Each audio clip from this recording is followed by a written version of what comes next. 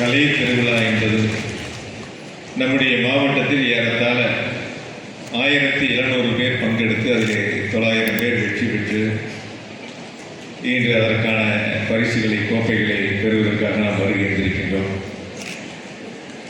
நம்முடைய மாவட்டத்தை பொறுத்தவரை குறிப்பாக தமிழ்நாட்டினுடைய முதலமைச்சர் மாண்புமிகு தளபதி அவர்கள் தனி கவனம் செலுத்தி மாவட்டத்திற்கு என்னென்ன தேவைகள் இருக்கிறதோ அதை முழுமையாக இந்த 4 ஆண்டுகளில் வழங்கியிருக்கின்றார் நம்முடைய முதலமைச்சர் மாண்புமிகு தளபதி அவர்கள். குறிப்பாக ஒரு அரசு வேளாண்மை கல்லூரியை நம்முடைய மாவட்டத்திற்கு கொடுத்தவர் நம்முடைய முதலமைச்சர் மாண்புமிகு தளபதி அவர்கள். அரவக்குறிச்சியில் ஒரு அரசு கலை மற்றும் அறிவியல் கல்லூரியை தந்தவர் நம்முடைய முதலமைச்சர் மாண்புமிகு தளபதி அவர்கள். கரூருக்கு புதிய பேருந்து நிலையத்தை தந்தவர் நம்முடைய முதலமைச்சர் மாண்புமிகு தளபதி அவர்கள். அதேபோல நெரூர் பகுதியில் 101 கோடி ரூபாய் மதிப்பீட்டில் காவிரி ஆற்றின் குறுக்கே உயர்மட்ட பாலத்தை தந்தவர் நம்முடைய முதலமைச்சர் மாண்புமிகு தளபதி அவர்கள்.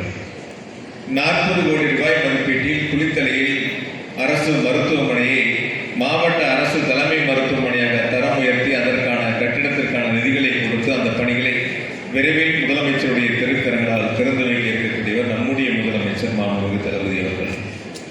தரங்கம்பட்டியில் ஒரு அரசு கலை மற்றும் அறிவியல் கல்லூரிக்காக திறந்து வைத்திருப்பவர் நம்முடைய முதலமைச்சர் மாண்புமிகு தளபதி அவர்கள். குறிப்பாக சொல்ல வேண்டும் என்றால் இந்த 4.5 ஆண்டுகளில் நம்முடைய கரூர் மாவட்டத்தில் மட்டும் 4500 கோடி ரூபாய் அளவிற்கான வளர்ச்சி திட்டங்களை தந்தவர் நம்முடைய முதலமைச்சர் மாண்புமிகு தளபதி அவர்கள். கல்வியாக இருந்தாலும் மருத்துவமாக இருந்தாலும் அடித்தட்டு மக்களுடைய வளர்ச்சியில் தனி கவனம் செலுத்தக்கூடிய முதலமைச்சர் அவர்கள் மகளிருக்கான திட்டங்களை முன்னெடுத்து இந்தியாவில் தமிழ்நாடு அனைத்து துறைகளிலும் முதல் இடம் என்ற அந்த அளவிற்கு தமிழ்நாட்டை தன்னுடைய உழைப்பால் உயர்த்தி அந்த இடத்திற்கு அழைத்து செல்வர் நம்முடைய முதலமைச்சர் மாண்புமிகு தளபதி அவர்கள். அவர் வழியில் நம்முடைய மாண்புமிகு துணை முதலமைச்சர்கள் இந்தியாவினுடைய விளையாட்டின் தலைநகராக நம்முடைய தமிழ்நாட்டை மாற்றி காட்டக்கூடிய வகையில் குறிப்பாக இந்த 4 ஆண்டுகளில் பல்வேறு விளையாட்டுப் போட்டிகளில் பங்கெடுத்து வென்ற விளையாட்டு வீரர்கள் வீராங்கனைகளுக்கு ஏறத்தாழ 200க்கும் மேற்பட்டவர்களுக்கு அரசு பணிகளை வழங்கி அவர்களுக்கான தேவைகளை பூர்த்தி செய்தவர் நம்முடைய மாண்புமிகு துணை முதலமைச்சர் அவர்கள்.